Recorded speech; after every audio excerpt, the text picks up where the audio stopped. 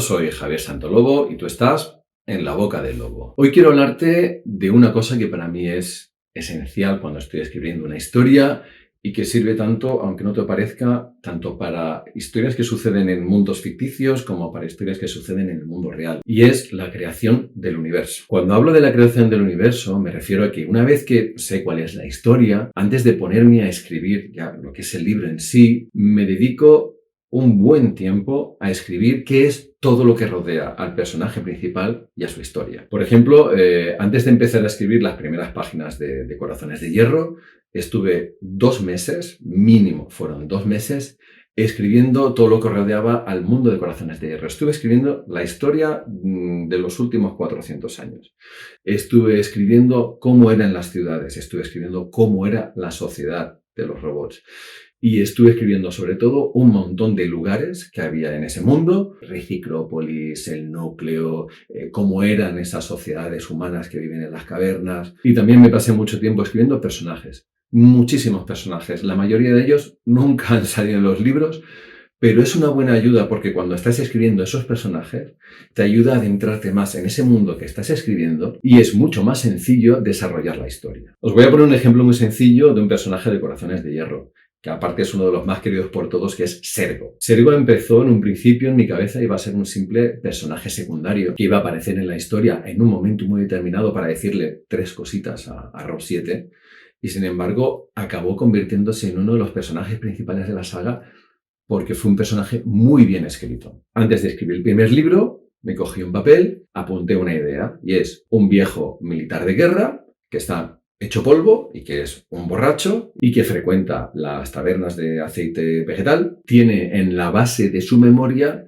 el recuerdo de cómo contactar con los humanos. Pero no solo escribí eso, escribí cuál es su historia, o sea, qué rango tenía como militar, cuáles fueron sus principales campañas como militar, cómo fue esa evolución de ser un gran militar a ser un desahuciado, básicamente. Es una historia muy amplia, pero es que la verdad, por ejemplo, con Sergo es que esa historia me salió natural. Hay otros personajes de los que escribo simplemente 3, 4, 5 líneas, no necesito más.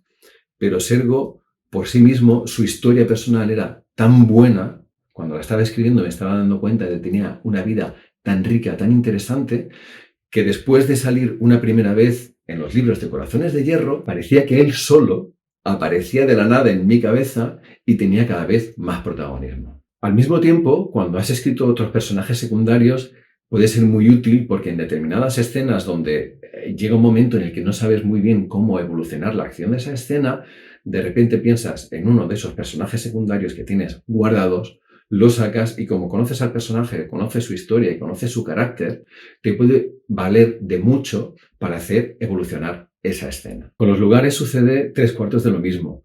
No es lo mismo que tú tengas a un personaje en un espacio del cual básicamente dices 2 detalles y te quedas ahí, esa escena va a quedar mucho más pobre, que si tienes un lugar muy bien descrito que en tu cabeza funciona muy bien y eso hará que la historia sea mucho más buena. Esto no solo vale para escenarios de ficción, para historias de ficción como Corazones de Hierro, donde evidentemente es un mundo totalmente nuevo y hay que crearlo.